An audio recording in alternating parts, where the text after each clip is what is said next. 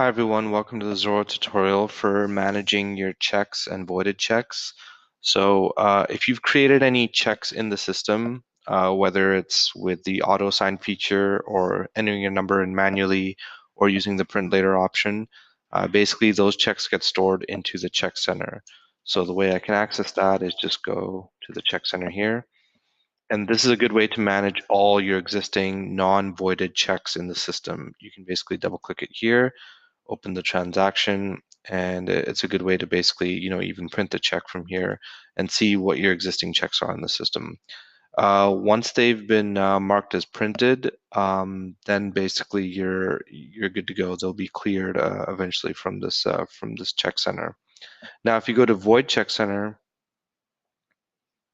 you'll find all checks in the system that had the payment method as check, and then they were voided.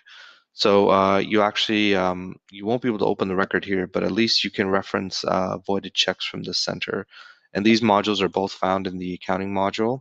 And if you just click on checks at the bottom here. So just two handy modules that can help you manage all your checks within the system.